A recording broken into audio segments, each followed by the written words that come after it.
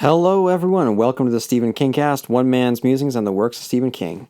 Each week, I will review one entry in the bibliography of Stephen King in the chronological order of publication, and today I will be discussing It, Chapter 2. But first, I want to take a few moments to talk about some news that has just come up over the last couple days, and that is casting for CBS's All Access The Stand, which is going to be directed by Josh Boone. So it had been hinted at, it had been speculated and rumored, but it is now official that Whoopi Goldberg will be joining the cast as Mother Abigail. So that is big casting. Personally, for me, I don't know how I feel about that casting. Well, I should say, no, I don't like that casting. Nothing against Whoopi. I just, at this point in her career, I think that Whoopi has just become Whoopi. It's going to be hard for me to not see her as the role that she has played for the last 20 years, which is, herself. It's a tough role for anybody to play or to be cast in. This is just not what I expected. But that's one of the big ones. On the other side of things is, of course, from Mother Abigail, is Randall Flagg. And this was a big question. Who is going to play the walking dude? Who is going to step into those cowboy boots previously worn by Jamie Sheridan in the 1994 ABC TV miniseries? Those boots were almost walked in by Matthew McConaughey before he strolled across town to play another incarnation of this character, Walter, the Man in Black from The Dark Tower.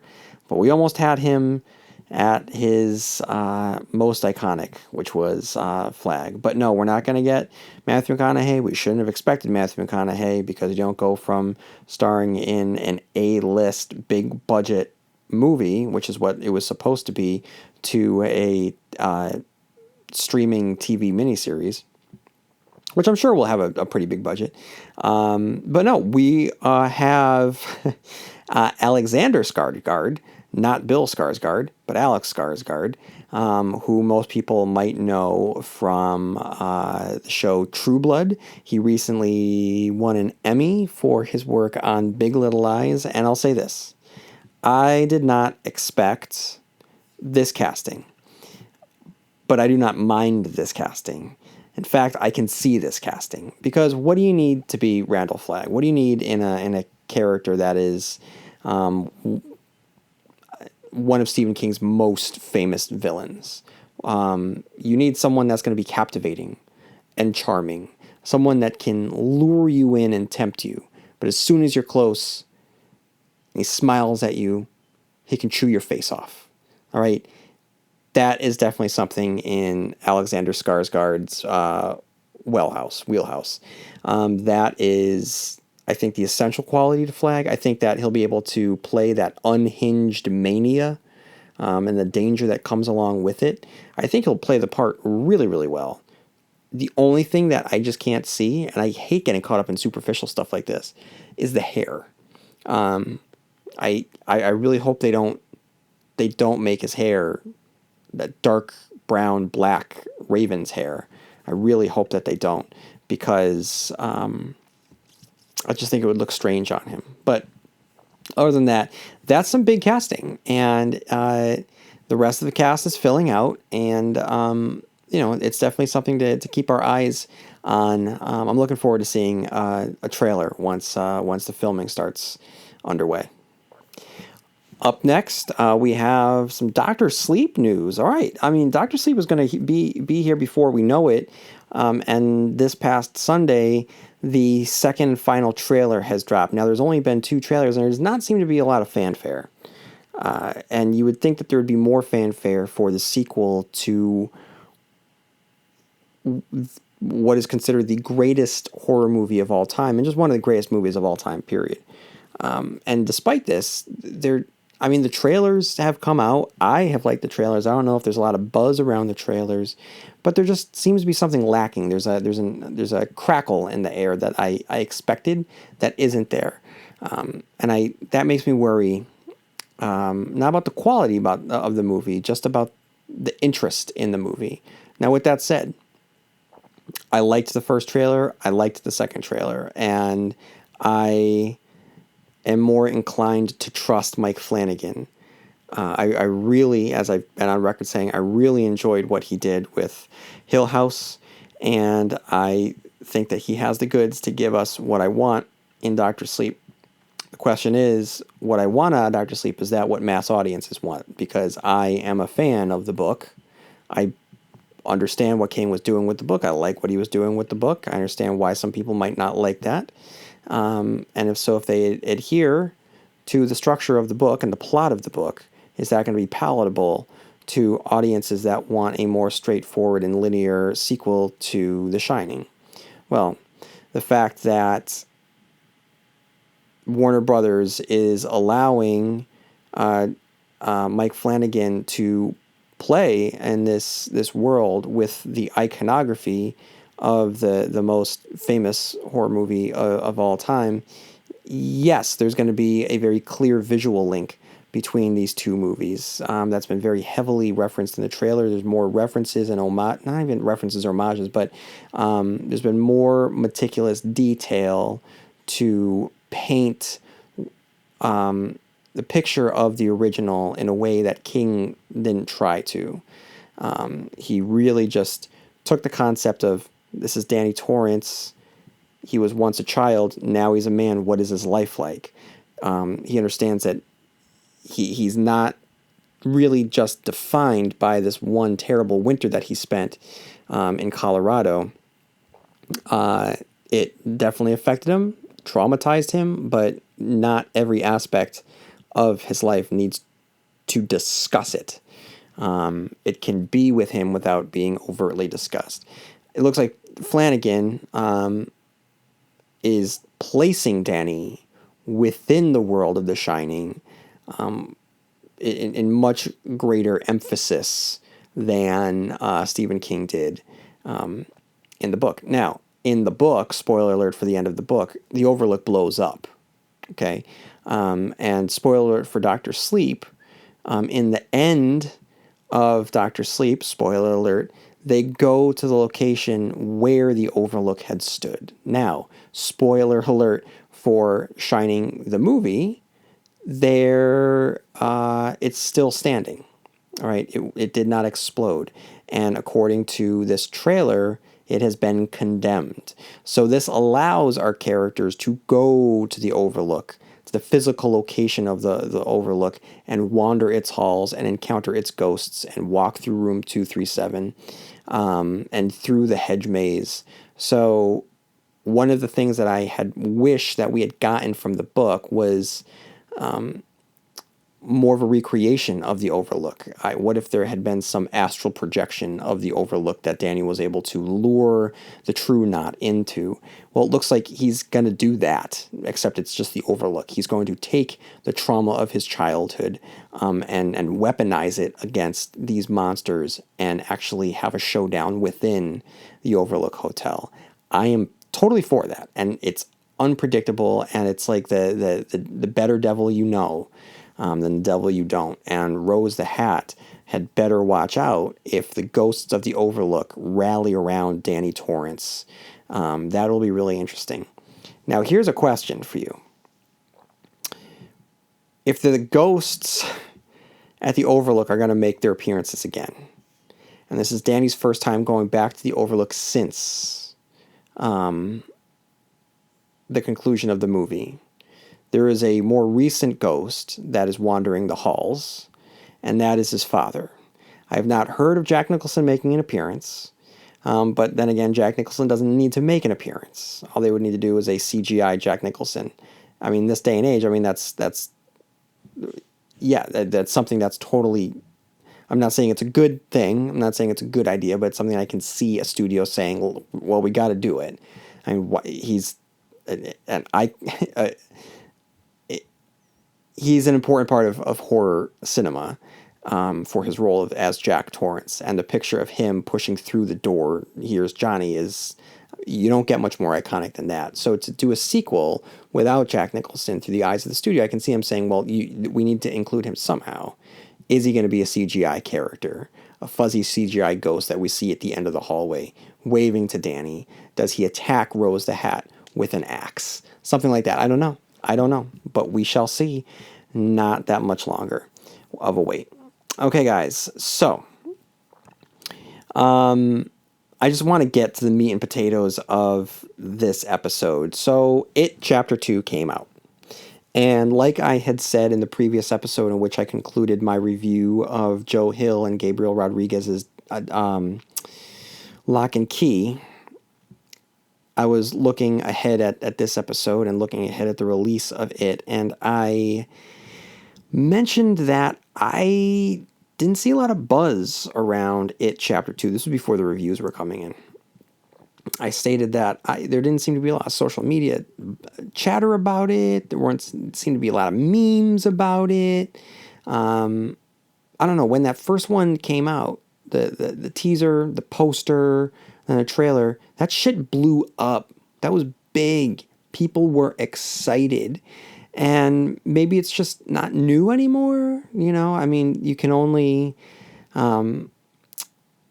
make a first impression once, right? And that's what that movie did. It made a huge first impression, saying, I am the remake, or not even the remake, but I am the cinematic adaptation that will remind you of the 1990 TV miniseries that you grew up with. And, oh, by the way, we're going to do it better than that. And I still think they did. I enjoyed my time with It Chapter 1. I have some flaws, some issues with It Chapter 1, which I'm actually going to get into with my review of It Chapter 2. But it was an enjoyable hang, which is a funny thing to say about a horror movie, but it was an enjoyable hang. And so I wasn't sure what to expect for the second one. Well, much like the first one, I wanted to make it special. So my wife and I, we went back to the same drive-in. It was a beautiful night. And don't worry, I'm not going to give a 20-minute long review of the drive-in experience like I did last time, but it was a beautiful night. It was a very nice ride. It was just really, it was a crisp night. We got there, stars were out, clear skies. And when you get there, it just, you feel like you're plopped down in the 1950s. The little diner on the inside, it has just really good burgers that are given to you, and tin foil, and great dogs with a nice snap. So it's just great. And you sit in the car and you're getting settled in, and it's just nice. There was a beautiful moon. It wasn't rising behind the screen the way it did when I saw It Chapter 1, but it was just a good experience. No matter what I'll say about the movie for the next however long I talk, it was a great experience, and I wouldn't trade it in for the world. I loved it. I loved watching it. I laughed in the movie.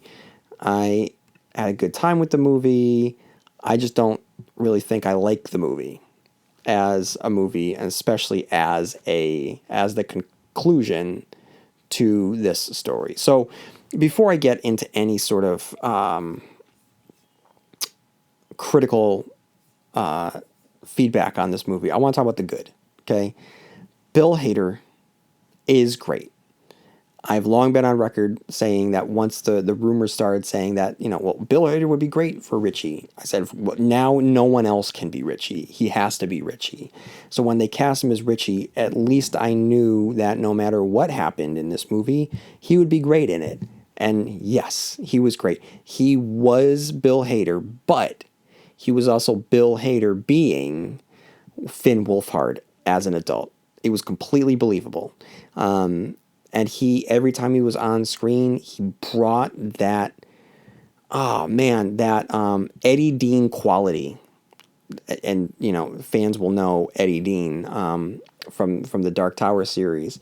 But just that non-stop, that Cuthbert quality. That Stephen King has a jokester template that he incorporates in his books. And Richie is that jokester, and Bill Hader just was able to nail this character, imbue this character, and Richie is one of my favorite Stephen King characters. I wish, I do have some wishes. I wish that it was established that he was sort of like the right-hand man of the group, that he was Bill's best friend of the group, that should something happen to Bill, he's clearly the one to step up and take charge. That he is very much sort of like the spirit of the group in many ways. That wasn't really there or explored. Clearly, they explored the Eddie the Eddie Richie relationship, and not so much the Richie and Richie. That's the thing about Richie. That was like he had the relationship with Bill. He had the relationship with Eddie. He had the relationship with Bev. Like he was like really a centerpiece and the glue holding everybody together, though Bill actually was the one out in the front, the leader. What was I saying? But in the movie, the focus was primarily on Eddie. And I understand there's only so much time that you have. And the chemistry between these two characters, both as children and as adults, and the children actors playing these characters, the adults, both sets of actors did such a good job handing the baton over to the next set. So the children actors handing the baton to the character over to the adults. It was flawless, and the adults in this case of those two characters did such an amazing job believably playing adult versions of those two characters. The same cannot be said of any of the other characters except for those two. They did such a great job being adult versions of those children. And Eddie, I can't remember the actor's name. Eddie also was great. Eddie was fantastic. Again, the portrayal that we're getting of Eddie is different, and it's one that I understand and I enjoyed. I do prefer the Eddie from the book, the more innocent Eddie, the sweeter Eddie. This one is much more foul mouthed. It's much more like the neuroses is tuned so tightly. He's like almost aggressive about it, and combative about it, and it makes for like a fun watch. And the way that he sparks with the other characters, especially Richie, the way they go back and forth is great. It's fantastic. And their relationship, like romantic relationship that was like subtext or hinted at in the book, is really just pulled out and brought to the forefront of this book, of this story. Now, in my review of the book, my 3-part review, I believe that I had predicted that in the movie, Eddie would be gay. That was my prediction. I didn't predict that Richie would be gay, but I still think that it falls in line with the closeness that they had as characters. So though it is a deviation from the book, it's also honoring the book in a way as well. So the Richie character and the Eddie character were great in the book, in this movie. Skarsgård. It's kind of too bad, actually, to talk about him in the good section, because I could also talk about him in the bad section, but not about him. But what about Muscietti does with him, which is almost nothing.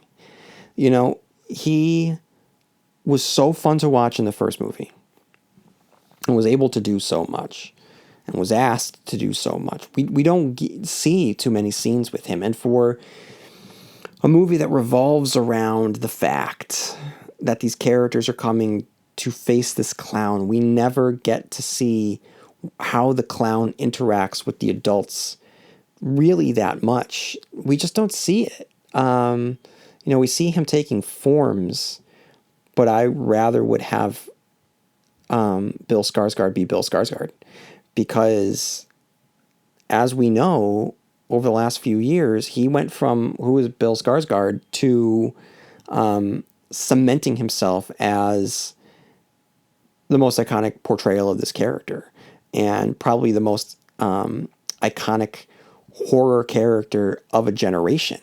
I mean, it's not an easy task to step into these shoes, and not when Tim Curry had done it before. Tim Curry, who had scared an entire generation.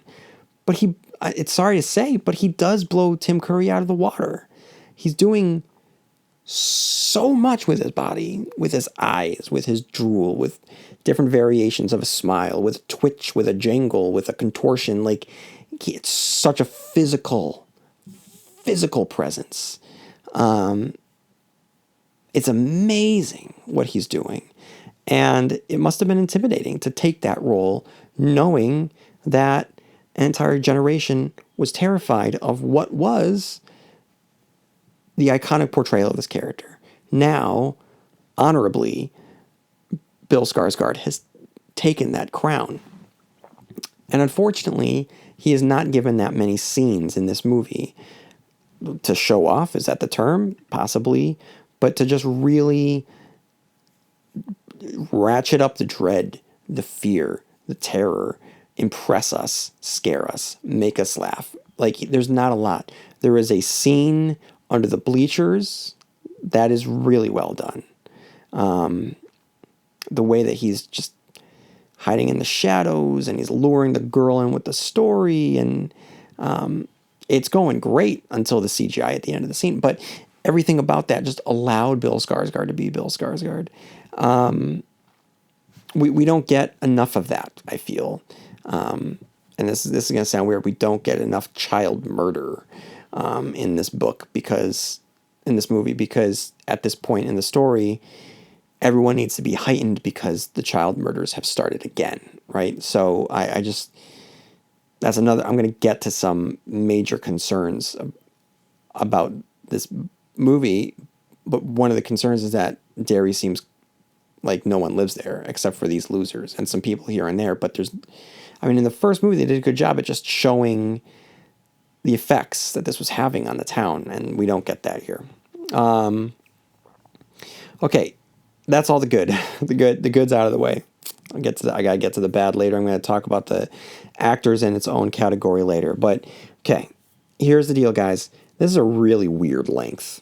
All right, it's very long, but the first half just speeds past the necessary looming dread that they feel as they prepare to return to Derry, and this eliminates any opportunity of spending some quiet moments getting to know these adults before they arrive.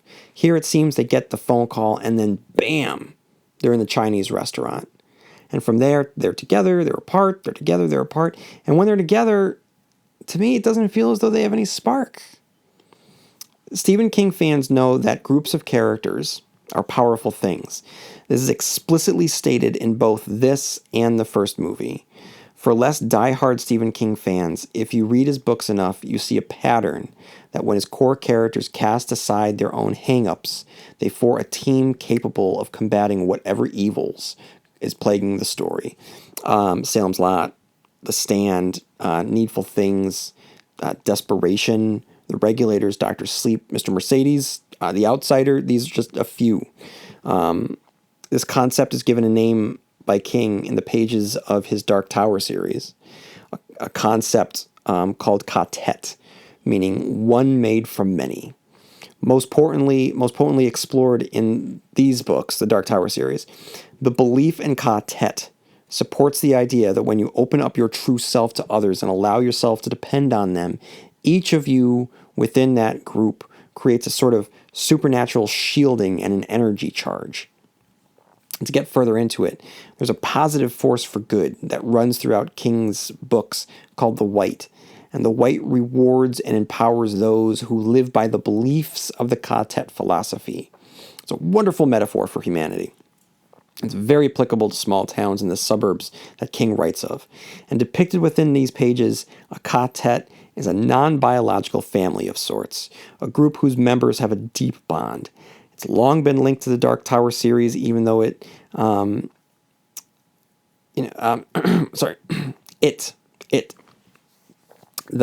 book It has long been linked to the Dark Tower series, even though it doesn't have the same plot or character connection as Salem's Lot does, as Insomnia does. And one of those reasons is because he explores many of the same themes.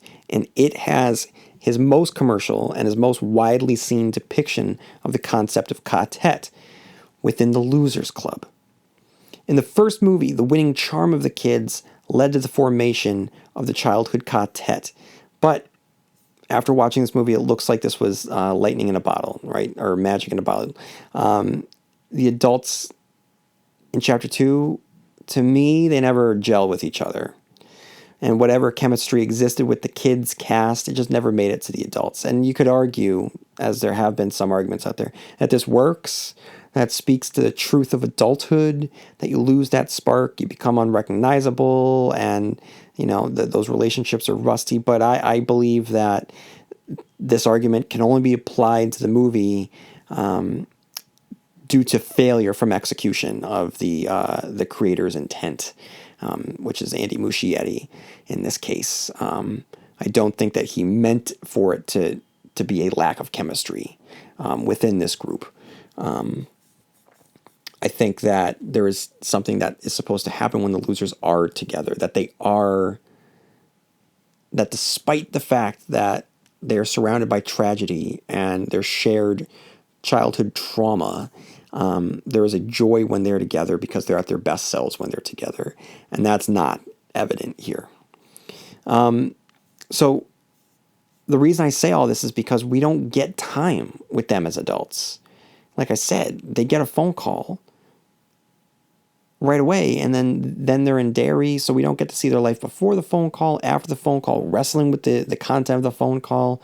Think about how much time was spent in each chapter of it in the beginning, getting to know these adults, getting the ins and the outs. We don't see any of that. It is thumbnail Cliff Notes versions, and not even Cliff Notes versions of this. It's really a disservice to these actors, many of whom are great. But the problem here is that if we don't get the time to spend with them as characters, how are we supposed to invest in our relationships with them? And they sacrifice those character moments to service the plot, and it blows up in their faces. And it speeds through. This is the thing that's crazy. It speeds through the plot points, but it doesn't have enough significant plot to warrant the screen time. I'm fine with it being a 3-hour movie, but just do something with that time. Don't just give me the Adrian Mellon murder. Give it to me framed through his boyfriend's perspective in the police station, where we overhear homophobic jokes that show how pervasive Pennywise's toxicity truly is. Show us the perspective of non-losers reacting to another murder in town. Don't give me Tom Rogan unless you're going to explore what a relationship like this means for an adult Beverly. Right? Ultimately, what this movie is, it's a waterlogged corpse. It's heavy, but it's lifeless. And as I was talking about quartet. I mean, to this movie's detriment, these characters never form their quartet. They share screen time together, they drink beers, they trade barbs with one another, but they never fully gel into a comfortable and familiar group of formed family. A part of this might spring from the fact that we aren't given time to truly get to know them before they're all together, so they're not fully formed as characters. And how are we supposed to believe that they function as a believable group?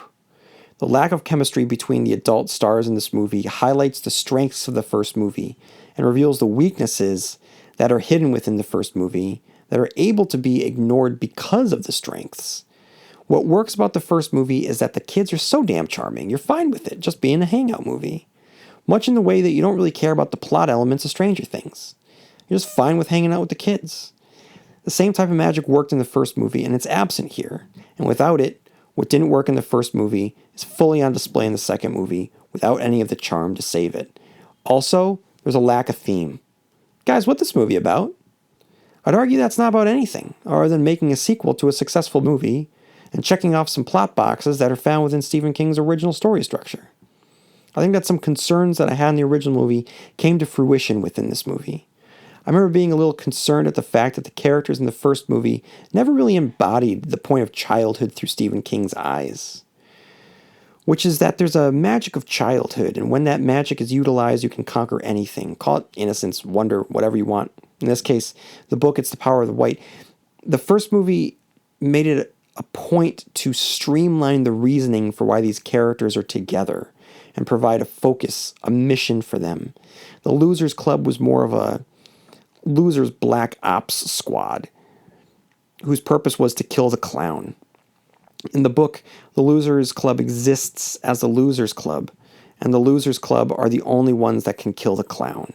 It's a slight difference, but I think it's an important one, because the fact that the first movie didn't explore the themes of this wonder and childhood magic, it leaves the second movie without a theme to grab onto or explore. These broken adults who have been cast into a world of success, but ultimately empty lives, return to the town they grew up in, and they have to find that wonder, that sense of magic that existed within them when they were children to save their adult selves. It's a wonderful concept for adulthood, and it's not explored in this movie. Much like the first movie characters, they interact with each other because of plot. But the heart of the story never beats in this movie, so it's ultimately a good-looking corpse on a slab. I know that there are moments in this movie where the characters do discuss having belief and believing that you can kill a monster, but that's in service of the characters killing a monster, not because it's exploring a theme. It's a slight difference, but for me it's a difference that makes this movie meaningless. And any similarities that we see to the book, it's natural because it's adapting the book, but it doesn't mean that we have to attribute any sort of compliment towards Muscietti and company, or argue that they're actually exploring anything. They're not. They're just looking at the book and saying that here's what happened in the book, now here's what happened here, but just kind of taking it over here and putting it over here without really exploring what that means. Here's another example, Derry. I admire the fact that they wanted to include the Adrian Mellon component of the story. It's a shocking and revolting and a sadly true-to-life component of the novel. However, in the book, it's representative of the fact that Derry is sour. The first movie managed to get this right, but it's not explored in this movie. All right? In this movie, it's not about the hate crime. It's about the Pennywise kill. You know, on the surface, it's a beat-for-beat recreation of the book, right down to the armpit bite and the massive amounts of balloons. But like everything else, it's missing the point. All right? It's not supposed to just be about the kill. This scene, the reason it has resonance is because it reveals something about this town. And that's, I don't know, the town doesn't really exist in this movie. In the first movie, you see the effect of Pennywise on the characters, the toxicity of this creature from the subliminal television shows that are playing throughout town. It's a really great way of just showing, you know, the influence that it has. You don't even realize that's influencing a woman. I didn't even realize that Henry Bowers' dad at first was watching a show that had Pennywise on it. And that was a good way of showing the subliminal quality of what Pennywise does to the townspeople, that just living in this town, this garden is just so poisoned, it's going to grow poisoned fruit. We don't get that. We don't get that, and we don't see all-encompassing aspects of that. We see a horrible, shocking display of violence that is not centered in any sort of theme or context that just leads to the return of Pennywise. That sucks, you know? And it's funny, on the way up to the drive-in, I was thinking about The Stand, which is even extra funny because this week there's all this talk about The Stand.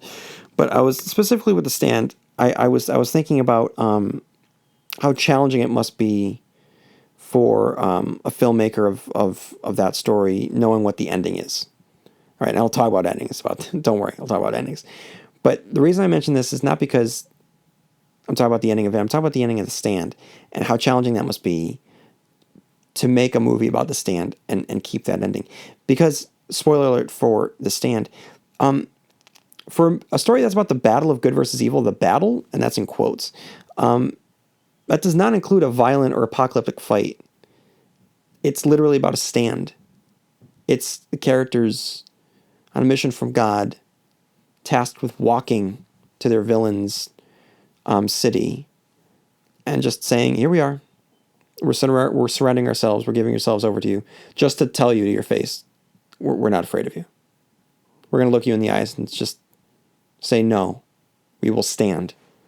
There's no witchy magic power at the end. You just have to stand up to it. You have to just stand. The name of the book isn't The Fight. It's The Stand. And the reason that I say this, it's not because chapter 2 keeps making these jokes about the ending. It's just, and let me be clear, I think the ending to The Stand is exactly what it should be. But because that exemplifies the demonstration of ka-tet that's so sorely lacking in this movie. That's why the losers in the book are so important.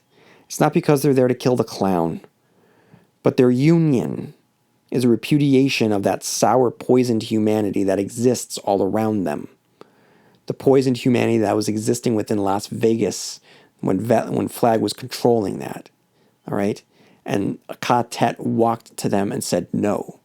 And the existence of the Losers Club within Derry, Maine is a repudiation, and it's them constantly looking at this sour town and saying no.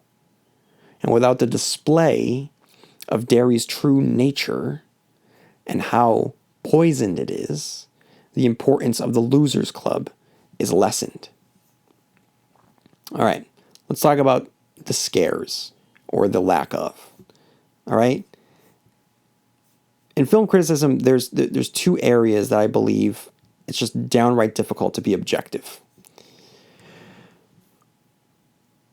One is comedy, and two is horror. In some cases, it's just all about subjectivity. And then with horror and comedy, it's really hard to deassociate yourself from the emotions that drive horror and humor.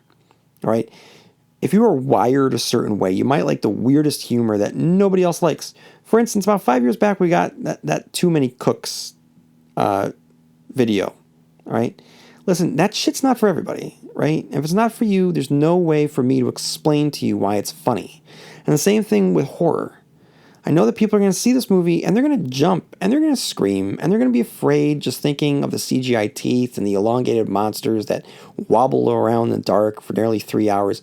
Look, if you find that stuff scary, good for you. I can't rationalize away any sensation that you felt while watching this movie. And I wouldn't want to. I wouldn't want to take away from you. All I want to do is explain why I found it to be unfrightening for me. And more importantly, why that's probably its biggest failure. Speaking of Too Many Cooks, by the way, that video was more terrifying, dread-filled, and nightmare-inducing than anything within this movie. Again, when it comes to horror, subjectivity reigns supreme. Good Lord, there's a generation that is currently growing up that doesn't find The Exorcist to be scary.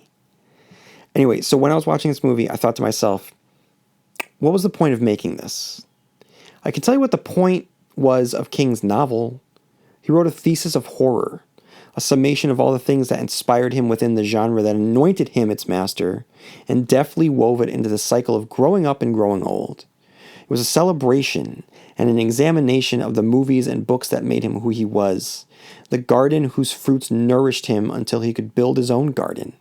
Teenage Werewolf, The Mummy, Creature from the Black Lagoon, Lovecraftian horror, outer space threats, small town horror, all of it.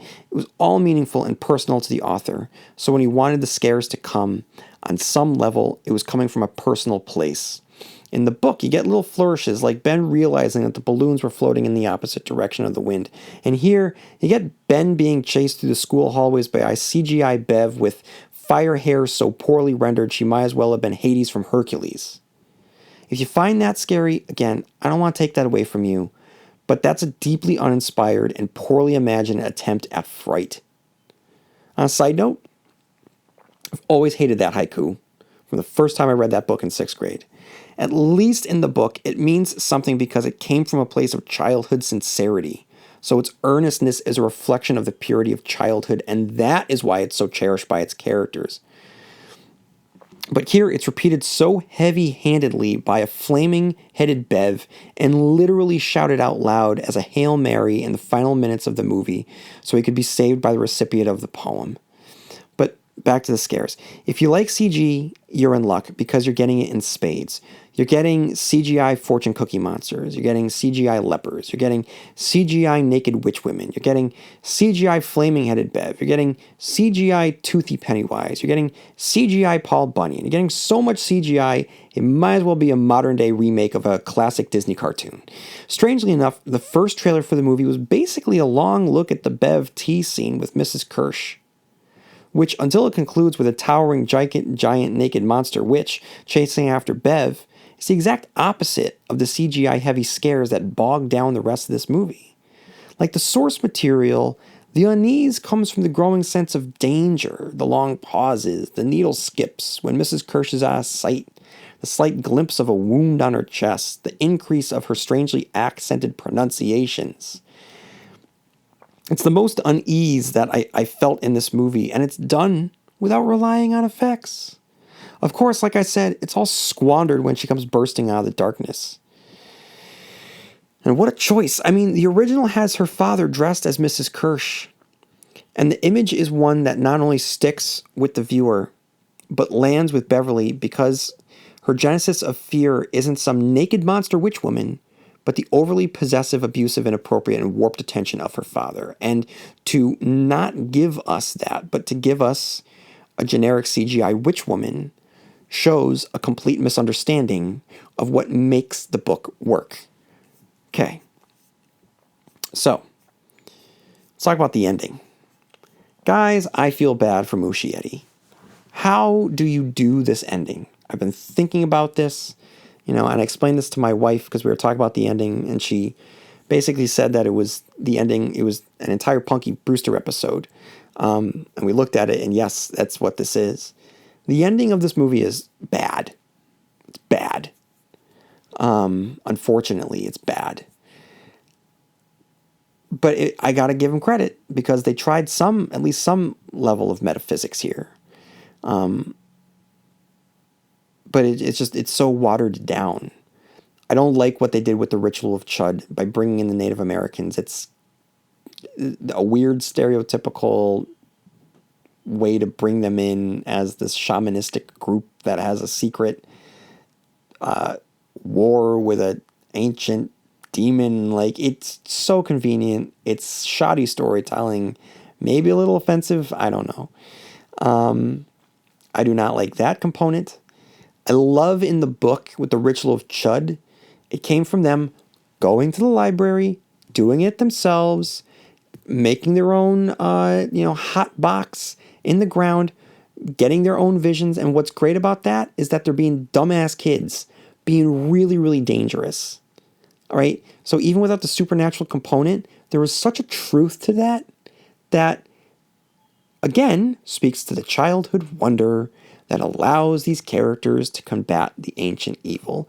It's because of the childhood wonder of being children, which includes doing dumbass things. By harnessing that, they're able to confront and then ultimately combat and then conquer this creature that comes from elsewhere.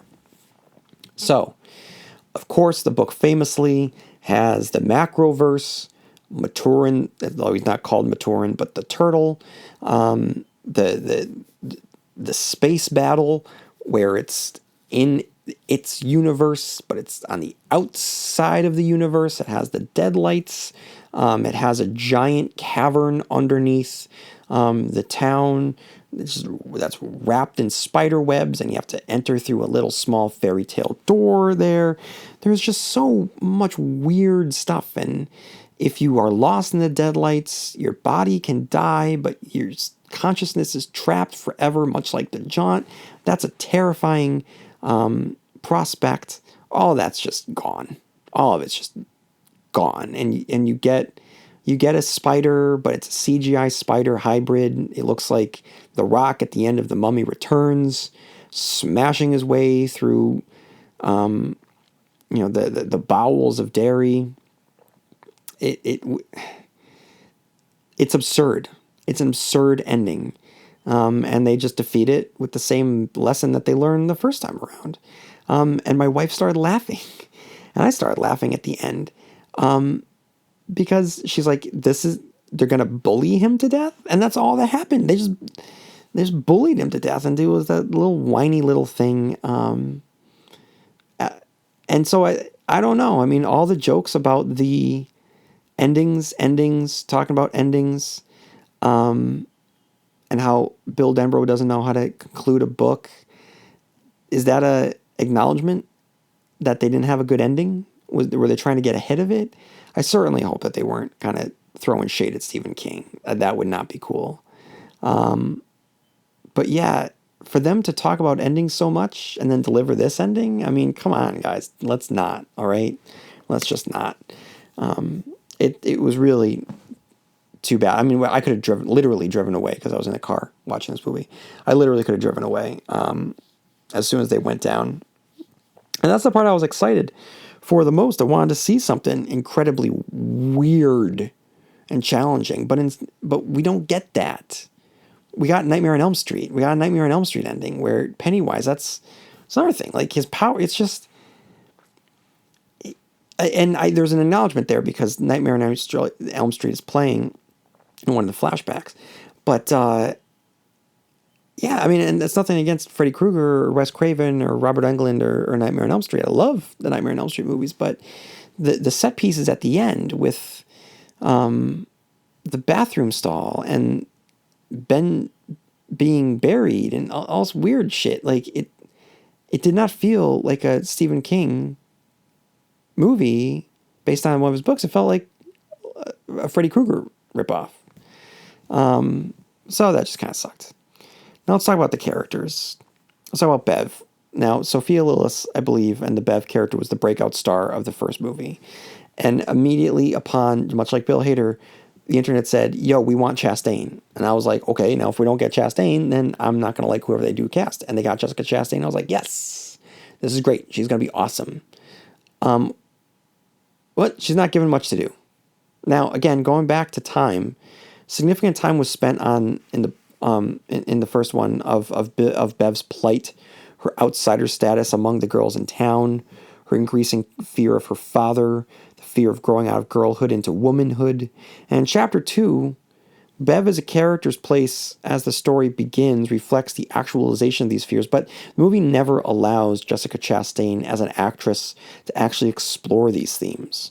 Rather than recreate the time spent with the character, Muscietti recreates a superficial scare and falls prey to sequelitis, which is to take the thing that people liked or talked about in the first one and make it bigger.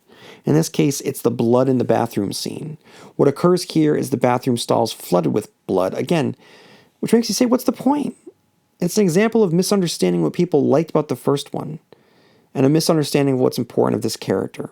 Look, her introduction starts off with her beating at the hands of and ultimately beating of her husband.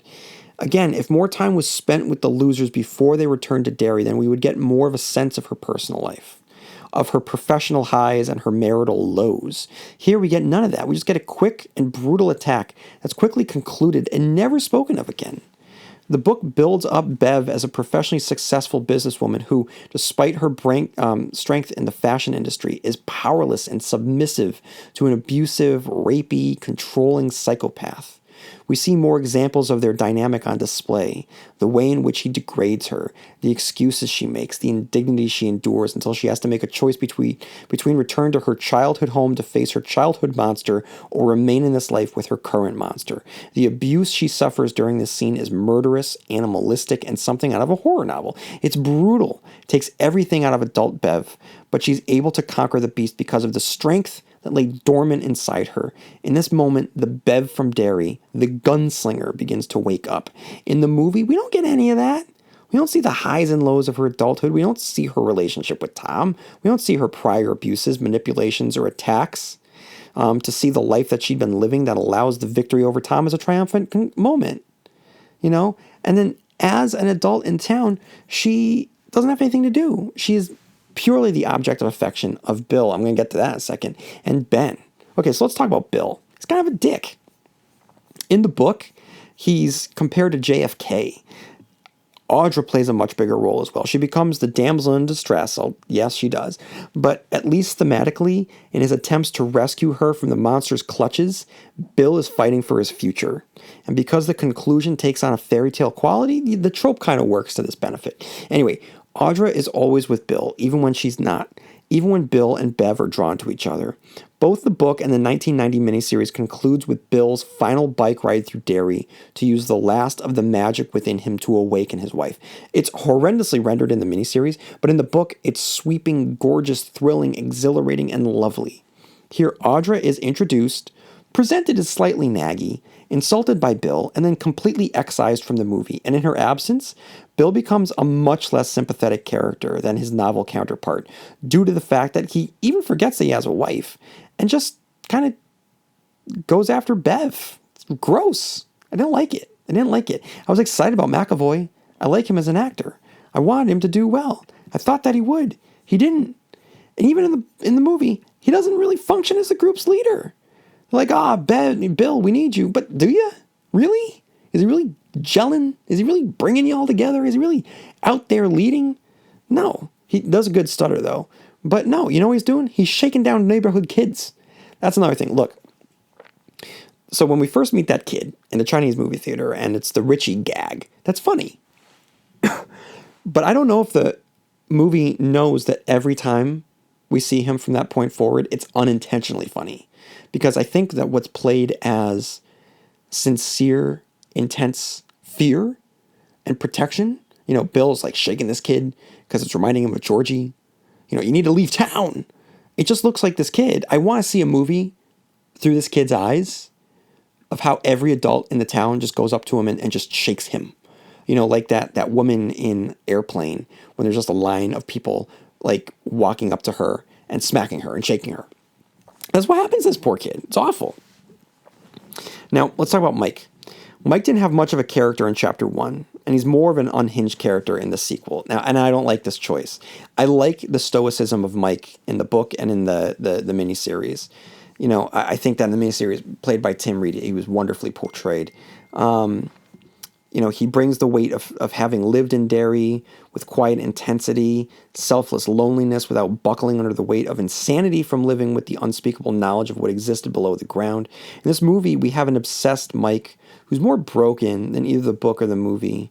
And I think that his character suffers from that. I don't like the whole deal with the Indians, like I said. I think that it shows the strength and the bravery of Mike for staying there. And of all the losers, he's the one that I think was in most danger simply because of his skin color, living in this town for all of his life. And in the book and even in the movie, we see his sacrifice, that while the others go off and have successful lives and wealth, he is denied that. He is robbed of that. That his sacrifice has not yielded him financial reward the way that anti-Ka is rewarding the other losers for leaving and tempting them to stay in this world so that they don't come back. That doesn't. I think that's lacking here. Also, the library was a place of good in the book, but in the first movie, it was scary. So why is Mike the librarian? Why is he living here? The movie is recreating scenes on the surface because that's how it was in the book, but it just doesn't mean anything. It's pointless. Okay. Let's talk about Eddie. Like I mentioned Eddie. Eddie was great. I really enjoyed Eddie. I didn't like his scene with the mother in this, with the leper. Again, it felt like a Nightmare on Elm Street thing. His scenes were very funny. Great portrayal. At times maybe a little too jokey. He gets stabbed through the face and it's played for laughs. I think that there was a misunderstanding of the humor in this movie. Eddie was great. Let's talk about Ben. He had 3 identifiable traits as a child. He liked New Kids on the Block, he had a crush on Bev, and he was fat. As an adult, since he's not fat, doesn't listen to New Kids, his only trait is that he keeps looking at Bev. he's so bland in this movie. He provides nothing. That's all like. And then there was Henry Bowers. He comes back, but he doesn't impact the story. In the book, the whole point is that he does negatively impact. He does have an effect. He puts Mike in the hospital. Mike almost dies by the hands of Henry and in the hospital when, again, the influence of dairy takes its control and he's almost killed. And it shows that they are down 2 members and Eddie is hurt again. And they have to go into the sewers at a major disadvantage. So there's all this tension of, as adults, if they don't have the power of 7 and they're down to the power of 5, do we even have to stand a chance? Like, that's not there. That's not there. So that sucks. Okay. Conclusion. There are times when a movie looks like what it could have been. And there's times when it looks like the realization of King's novel. But in the end, I think that's like this. And I apologize if I've used this metaphor before. I realize that anytime it looked like it's addressing the themes of the book, the innate humanity of dairy, the magic of childhood, etc. Sorry, the innate inhumanity. Did I say humanity? The innate inhumanity of dairy, the magic of childhood trauma impacting our adult selves. It's not actively trying to explore the themes. It only resembles what we know because it's adapting the book. So of course those points are going to flash across the screen, but only flash, never glow with steady light. Look, I can draw a cheeseburger, and you can look at the picture and tell it's a cheeseburger. It might even look exactly like a cheeseburger, but you can't eat the picture. It's not going to nourish you. That's how I felt about this movie. It was all surface level recreation and nothing else. So guys, that's that. Next to me right now is Stephen King's newest book, The Institute. So the next week's episode, I'm going to be reviewing Stephen King's The Institute, and I will have emails, your emails about your review and your thoughts about it, Chapter 2. So if you have thoughts, any disagreements with me, or anything that you agree with me about this particular movie, write in at stephenkingcast@yahoo.com. Okay, guys, it's getting late. I got to bounce. But may you have long days and pleasant nights, and I'll see you here next week where MOON spells Stephen King Cast.